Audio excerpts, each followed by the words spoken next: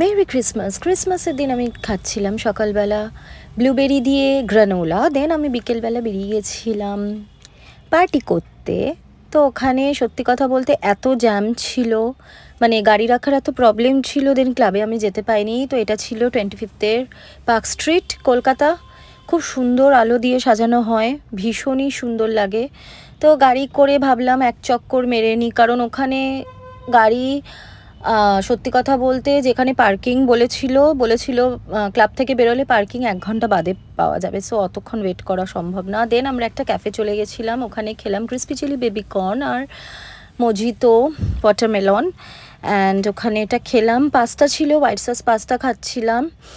তো এটা আমি হোয়াইট সস পাস্তা খেতে খুব ভালোবাসি, তো ওটা খাচ্ছিলাম। অ্যান্ড তো আমরা রাত্রেবেলা নিউ ইয়ারের 25-এ দেন রাত্রেবেলা 12টা নাগাদ বাড়ি ফিরেছিলাম। সো এভাবেই কাটলো আমার 25টা। একটু লেট ব্লগ পোস্ট হয়ে গেছে আমি জানি, এডিট করার টাইম পাচ্ছিলাম না। সো আমি রাত্রেবেলা সেরকম কিছু খাইনি। আমরা গেছিলাম হচ্ছে ক্যাফে ফ্লোরিস্তাতে। তো ক্যাফে ফ্লোরিস্তায় গিয়ে খাওয়া দাওয়া করে দেন কি বাড়ি, তার কারণ হচ্ছে কোনো ক্লাবে যাওয়ার জায়গা পাইনি, তাই জন্য। বাই।